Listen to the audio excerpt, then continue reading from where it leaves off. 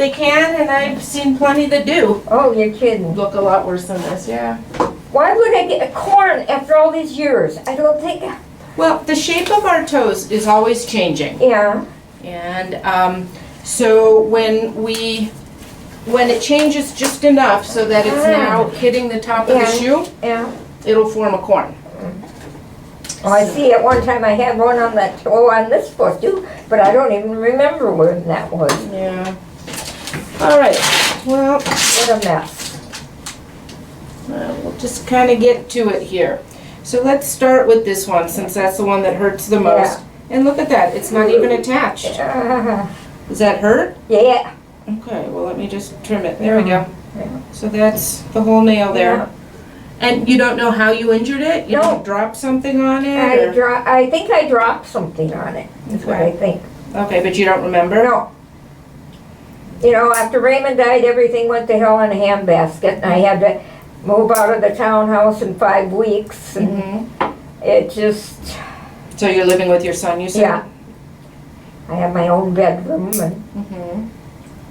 because the townhouse was $1,400 a month, and I want to get the cabin paid off. I think that's why he made me stay, to pay for the cabin, Why, who made you stay? Raymond, because I wanted to go with him. Oh. You mean to heaven? Yeah. Yeah.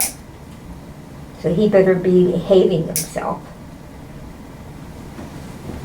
Okay, relax your foot here for me. There you go. Yeah. Okay. I asked the doctor, I said, why didn't he tell me? He says, I don't think he knew he was dying.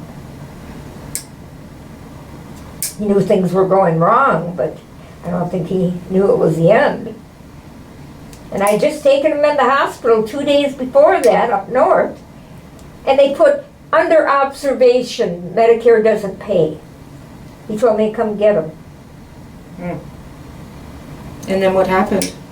Brought him back home, and the kids came up that night, and everything was pretty good. And then, what was it? Saturday, he was just slow at stuff, but still everything seemed pretty good. Mm-hmm. And then Sunday, I don't know, I think the kid said he got up and made breakfast, which he always did. And I made a pot roast, which was his favorite, but my daughter-in-law wanted to know how to do it, you know. Mm-hmm. And so I was cooking it, and I think he helped get it dished up. You know, with people there, it's so hard to remember. Who did what? Yeah. Yeah, and we sat down to eat, and he says, I can't eat. And I go, you want me to put it in a bag and put it in the fridge? He said, no, just get rid of it. He said, I can't eat it. And I thought, well, that doesn't sound right. And I don't know why I just didn't take him and go talk to him. Because I never dreamt he was dying, I guess. And then he sat there, and then later on I went out to pull more weeds in the garden because we'd had a sewer put in, and I swear the farmer brought every weed he had in his yard into ours. I pulled 12 pickle pails full of weeds. And Raymond was upset because he couldn't help. He tried to go out there and help, but it was more than what he could handle. He was so short of breath and stuff. So then I said, just let me be. I was just doing it at my own speed. But then he was upset when he heard it was going out again. Well, then I think I went outside for a little bit, and then the kids said, Grandpa's not doing good. And I said, well, then let's take him in again. So you said, let's take him back to the hospital. Yeah, and so they called his wife in from fishing and was trying to walk him up the hill, and he kind of collapsed. And I didn't even think of it at the time. There's a wheelchair upstairs, but didn't even think about it. And Well, so when you're in a panic sometimes. yeah, well, this is it. And so they got him up the backyard, and I finally called 911, and I said, get here as damn fast as you can. And the cop was there within a couple minutes. We're only like 2 miles from town. And then all of a sudden people come running from all over, and it was a rescue squad. So if they live near, they don't even drive. They just start running and stuff. And then they didn't want any of us near him because they said if we got near him, his blood pressure went up. Okay. So we weren't allowed to Did be. he collapse? Did he? He kind of collapsed, yeah, on the way up the hill. Well, it's kind of a slant, you know, it's not really a hill, but he kind of collapsed. And so, you know, so I couldn't go by him, and I didn't want to get in trouble for that, and this and that. And then all of a sudden they were loading him. They said, well, there were 2 ambulances there. This is one from Battle Lake can take them to the outskirts, and then they have to move them to the other ambulance to go to the hospital. And I said, well, that doesn't make much sense, and just put them in the one that can take them all the way. So they loaded him. I never did get a chance to go kiss him or anything, or say, you know, I'll see you at the hospital or anything. And then when I got to the hospital, we went to emergency, and he was in there trying to fight off the oxygen mask. I know he hated it, and I hated it a lot of times too. And he was trying to pull that off, and this nurse was trying to get blood out of his arm. And I told her, if you put a washcloth in warm water and put it on his arm, you'll be able to do it, because that's what they have to do. You know, and he wasn't cooperating, she wasn't cooperating, and I was just getting upset because he was so upset. And I told him, you stay with him, I'll go into the waiting room. Well, then Dad decided he wanted to see me. So then came to get me, and the doctor said, never mind, we're taking him up to ICU. She can see him up there. Well, I should have went and saw him, because he died going into the elevator. Oh. And the worst part was, they never told us. And all of a sudden, this priest or whatever shows up and says, I'm sorry to tell you, your husband died a half hour ago. They're working on him. And we're like, half hour ago? And you're just coming to tell us now? So then I don't know how many of the kids, because there were a lot of us there by that time. We went over there, and the doctor let us in, and he looked so horrible that I just said, let him be. Don't.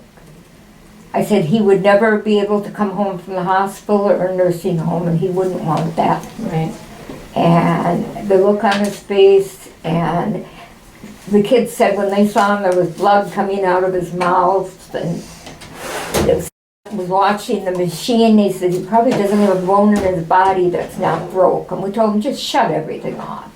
It was 11:58 at night, and they shut it all down. I'm sorry. Yeah. That was what? That was almost a year ago now, right? Yeah, no, July 15th. Yeah. Yeah. Yeah. Well, he wouldn't have wanted that. He was pretty ornery. That was the reason we never turned those things in, because we figured the surviving spouse would make the decision. If you weren't well enough to ever go home again, no. Yeah. You know, if you're going to live in a nursing home or a hospital, that's not life. Not life at all.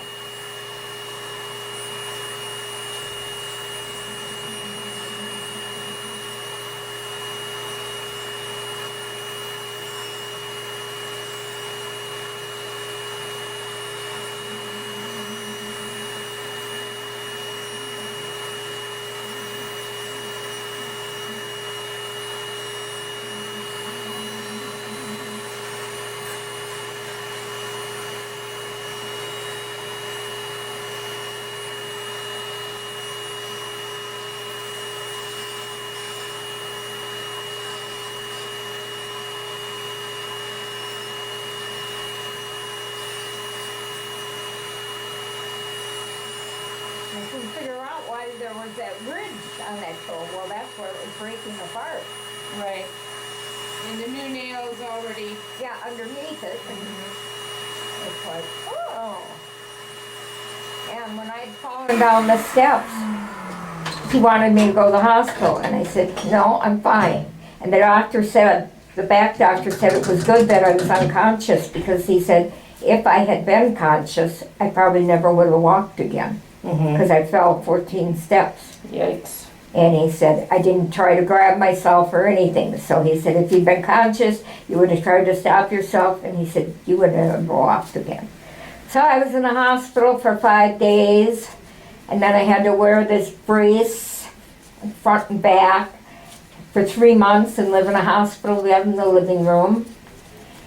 And then the therapist came out and gave me therapy. And then after he died, I had to go in because I was in so much pain. And it was that the muscles and everything quit working when you're in that cast. And so that's what the horrible pain was, because nothing was working. Mm-hmm. So I had to go for therapy for that. And it was sometimes I think, why don't you just let me die, you know? Yeah, I'm sure your family's glad you didn't. No, I know. But they just... And then the next morning, well, he helped me up to bed. And when I woke up during the night, there was his walker. He had evidently gone out in the garage and gotten his walker in case I had to get up during the night. See? He loved you. Yeah, oh yeah. After 54 years, damn right. So this isn't a question I ask everybody, but a lot of my more, shall we say, senior patients, sometimes I'll ask, has he come back and said hi since you lost him? I haven't seen him, but he leaves pennies for me all over. Does he? Yeah, I find, like yesterday up at the lake, I saw something under a bag in our bedroom. Penny. And especially there when I get up and go to the bathroom, come back, where is he?